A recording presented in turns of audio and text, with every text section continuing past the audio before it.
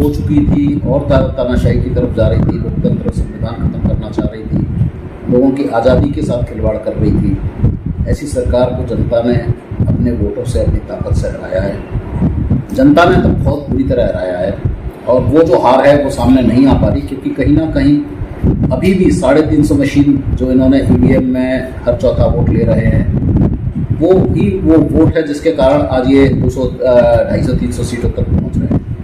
अगर वीवीपैट की पर्चियां गिन ली जाएं तो शायद भारतीय जनता पार्टी और एनडीए गठबंधन इस देश में 100 का आंकड़ा भी नहीं पार कर सकता। लोकदल की गारंटी है। आज भी जो जीत रहे हैं वो सिर्फ ईवीएम की बेईमानी के कारण जीत रहे हैं। जहाँ पे इंडिया गठबंधन जीत रहा है वो इसलिए जीत रहा है क्योंकि 25% इनके बेईमानी का वोट और 10% ये जो पाते हैं, 35% से ज़्यादा जहाँ जहाँ वोट पा रहा है वहाँ इंडिया गठबंधन जीत रहा है।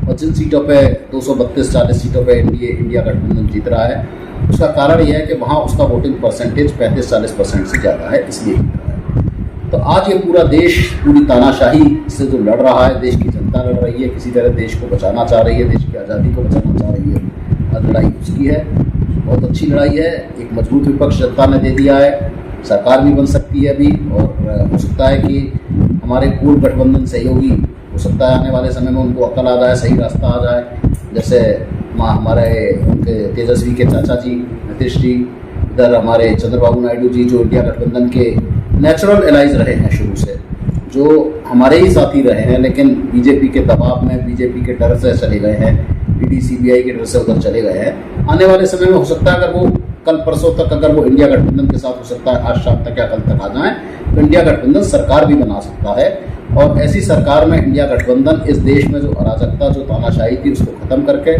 सबसे पहले तो वो इस देश की प्रेस को आज़ाद करेगा, जो इस देश में मीडिया दबा हुआ था, जो मोदी चैनल चल रहे थे, जो दबाव के कारण, पैसे के कारण एक पूरी तरह मीडिया की, लोकतंत्र की हत्या कर दी थी।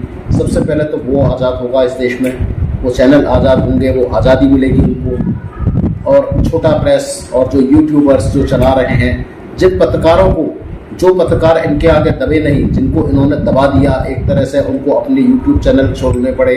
और यूट्यूब चैनल के माध्यम से जो अपना देश की जनता को सही रास्ता दिखा रहे थे, चाहे इस देश में रविश कुमार हो, पुण्य प्रसून हो, और एक यूट्यूबर ध्रुव राठी हो, जिन्होंने जनता को रास्ता दिखाया और जनता ने उस रास्ते से इस तानाशाह सरकार का अंत किया। तो ये देश की जनता की, इन लोगों की जीत है और देश की प्रेस की जीत है, आज़ादी की जीत है, बहुत बड़ी जीत है, देश के लिए बहुत बड़ा मायने रखती है। सुनील सिंह जी, अगर मैं बात करूँ पूरे स्टेट की बात नहीं करता, मतलब पूरे इंडिया में कई अलग अलग स्टेट्स की बात नहीं करता, अगर सिर्फ मैं यूपी पे कंसंट्रेट करूँ, यूपी बहुत ही इम्पोर्टेंट स्टेट था दोनों के लिए, इंडिया गठबंधन के लिए भी और एनडीए के लिए भी था, बीजेपी के लिए भी था। लेकिन इस वक्त सबसे ज़्यादा बुरी हालत देखा जाए तो बीजेपी की यहीं पर हो रही है। सबसे ज़्यादा अगर मैं बात करूँ लखीमपुर खीरी में, अजय मिश्रा जिनके बेटे ने किसानों को लोन दिया था, वो पूरी तरीके से हारते हुए नजर आ रहे हैं। तो क्या किसानों ने फिर अपना बदला ले लिया? क्या खुश हैं किसान इस से? और जो यूपी में आप देख रहे हैं बड़ा बदलाव देख रहे हैं सर, इससे आप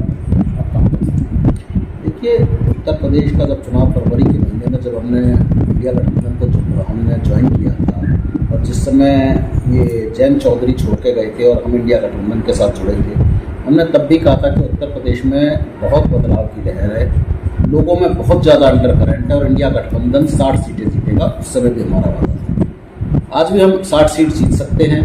कुछ बेईमानी के कारण, ईवीएम के कारण हम लोग नहीं जा पा रहे हैं, वरना जो अखिलेश जी कहते थे कि हम 80 सीटें जीत रहे हैं, वो भी गलत नहीं है। हम 80 में फाइट पे और 80 में 80 जीत रहे हैं। यहाँ तक कि वाराणसी में मोदी जी भी हार रहे हैं। अगर आप वीवीपैट की पर्चियां वाराणसी में गिनवा दें तो वाराणसी में नरेंद्र मोदी चुनाव हार रहे हैं, लेकिन वहां भी ईवीएम को सेट करके मोदी जी को जिताया जा रहा है। दिल्ली में 7 की 7 सीटें बीजेपी अगर जीत रही है तो वो ईवीएम को सेट करके जीत रही है, आम आदमी पार्टी को ऊपर ना उठने देने के लिए। तो अगर इन दो जगह पर ही आप दिल्ली में और मोदी जी की पर्चियां गिनवा लें तो आप पाएंगे कि ये 8 की 8 सीटें इंडिया गठबंधन जीत रहा है, जो बेईमानी के कारण भारतीय जनता पार्टी के खाते में जा रहा है। तो ये देश में पूरी तरह अराजकता है, पूरी तरह जिस तरह का माहौल है, आज देश की जनता ने जिताया है। तो ये जनता का ही जीत है, जनता का ही वो है, और बाकी आप देख ही रहे हैं आने वाले समय में सब कुछ अच्छा होगा। उत्तर प्रदेश एक नया इतिहास लिखने जा रहा है। उत्तर प्रदेश हमेशा अच्छा इतिहास रखता है। उत्तर प्रदेश के लोग बहुत जागरूक हैं।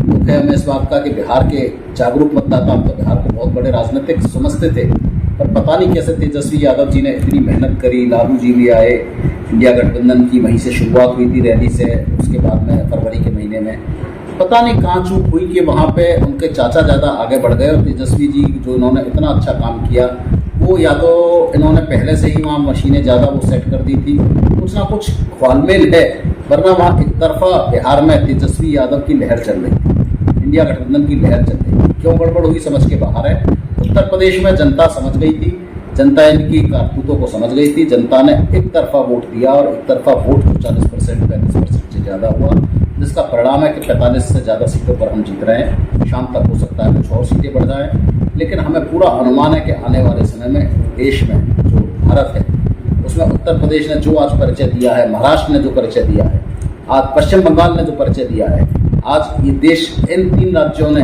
भारतीय जनता पार्टी की तानाशाही से, भारतीय जनता पार्टी की अराजकता से, भारतीय जनता पार्टी के संविधान खत्म करने की नीति से देश को आज़ादी दिलाई है। और इस देश को आज़ादी दिलाने का काम इन 3 राज्यों का आज बहुत महत्वपूर्ण तरीके से हुआ है। डीएमके भी मैं नाम लेना चाहूँगा, स्टालिन जी की पार्टी जो 40 में से 38 या 39 सीटें जीत रही है, उनका बहुत बड़ा योगदान है। आज इन लोगों की वजह से ये देश का लोकतंत्र बच रहा है, इन 4 राज्यों की वजह से, और इन 4 राज्यों की वजह से आज देश का संविधान बच रहा है, इन 4 राज्यों की वजह से आज देश की आज़ादी बच रही है। ये आज देखने का विषय है। और ये अगर 4 राज्य ही दिशा करते हैं, बाकी राज्यों में भी अगर अच्छा हो जाता तो शायद मोदी जी को मुँह छुपाने के लिए हमेशा कन्याकुमारी ही रहना पड़ता, क्योंकि देश में रहने लायक तो बचे नहीं थे। बनारस में जिस तरह से ट्रेंड चल रहा है मोदी जी